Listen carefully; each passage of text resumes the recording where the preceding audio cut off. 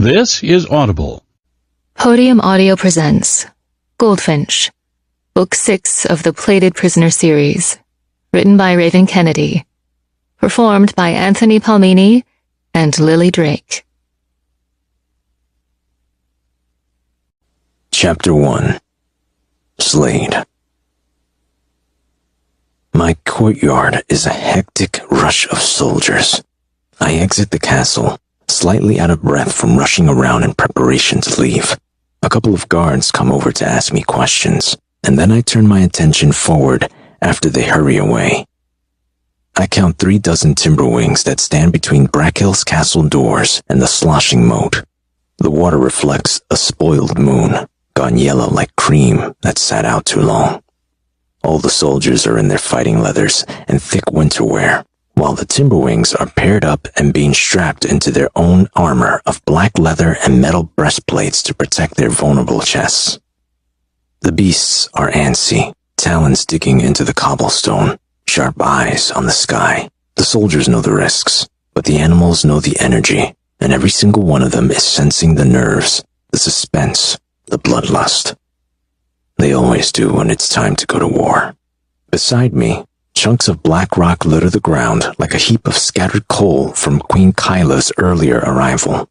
The black obelisk is now ruined and splintered, crumbling, just like my fucking patience.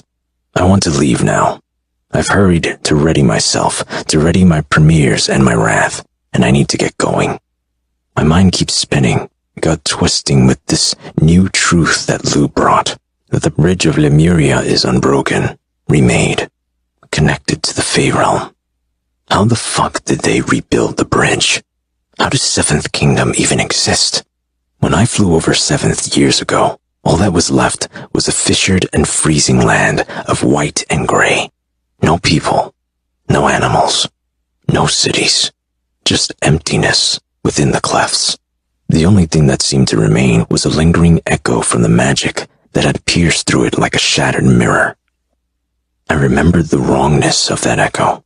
It reminded me of the scent that loitered after burnt food had been tossed away, the lingering unpleasantness that didn't let up. All that was left at the edge of the world was nothing, nothing at all. My father, the Breaker, broke that bridge hundreds of years ago, long before I was born. Powerful magic that made him the Crown's greatest ally, made him famous and wealthy.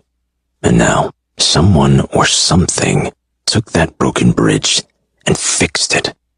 I don't know if my father is involved, or even if he still lives. I don't know who ordered this invasion into Orea, and I don't know the state of the bridge itself. But none of that matters. All that matters is her. I now have a way to get to Auren. I failed to open up a rip, failed to fulfill my promise to find her, but now there's hope. My rotting heart aches more incessantly, pulsing in tune with my adrenaline, except instead of a beat, it just thrums. Go, go, go. Go to the bridge. Go to Annwyn. Go to her. My hand delves into my pocket, my fingers twisting around Auren's scrap of ribbon. I will find you. I will find you in that life. I fucking promise you that. But you have to go. Please, baby. The memory of my cracked plea haunts me. So does the way she'd said my name. The way she'd looked at me with pure devastation. My heart throbs with pain that seems to emanate from two different sides. Left and right, up and down, inside and out. I can't wait any longer. Releasing the ribbon, my gaze searches the dark courtyard, the surrounding torches casting off an orange glow through the night. I see Riot organizing his hand-picked elites, the profile of his face lit up by the torch flame. He's motioning toward a pair of timberwings, while a few elites fix the straps of the harnesses.